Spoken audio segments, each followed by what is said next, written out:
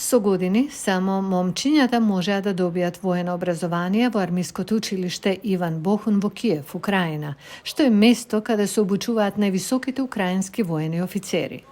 Последниве години се повеќе девојчиња се приклучуваат на ова елитно училиште за да добијат обука за офицери. Со зголемените потреби на Украина заради војната, училиштето започна програма во која се примаат и девојчиња. Заменик командантот на училиштето Дмитро Јармоленко вели дека вклучувањето на девојчињата ја подобрило средината за учење. На почетокот имавме само еден вод кадетки и тоа беше ново искуство за нас. Сега имаме повеќе од 60 кадетки.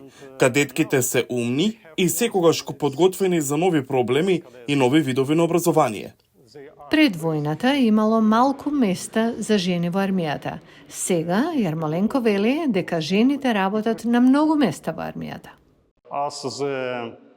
Како команданти на трупи, како трупи во специјалните сили, па до бранци во многу улоги. Училиштето секоја година прима се поголем број девојчиња. Девојките и момчињата овде учат и тренираат заедно. Секојдневно се надпреваруваат меѓу себе. Лиза Бани се истакнува во надпреварите во борење со рака и во боксерскиот ринг. Таа е поранешна спортистка и избрала овде да го продолжи образованието.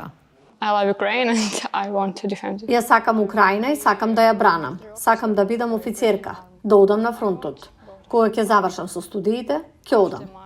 Богдана Тернопи не прошета низ делот за девојчињата, каде што научила да биде организирана. Незиниот брат се бори на фронтот, а незините родители ја поддржале во одлуката да се пријави за ова училиште. Таа сака да служи на својата земја, сега кога украинската армија има повеќе можности за жени. Як раніше там було, 2000 там. Од 2010 до 2014 година културата позитивно се промени. Предходно мажите не прифаќаа жени во војска. Жените порано биле готвачи, оператори или возачи. Сега има повеќе жени, тие се снайперисти.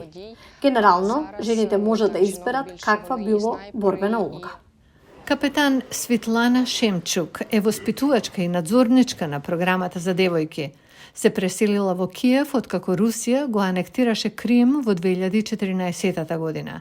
Таа исто така забележала дека украинските вооружени сили сега им нудат на жените повеќе можности. Змінилося то, що дівчатам дали право. Девојчињата добија родова еднаквост. Девојките можат се. Гледајќи ги нашите девојчиња во ова училиште, тие се покажаа потрпеливи, попаметни и понезависни од момчињата.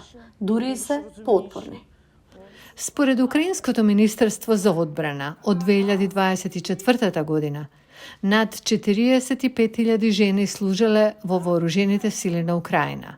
Додека повеќето се во споредни улоги, над 4.000 се во борбената зона, што покажува дека украинките се подготвени да ги издржат тешкотиите на војната во одбрана на својата земја.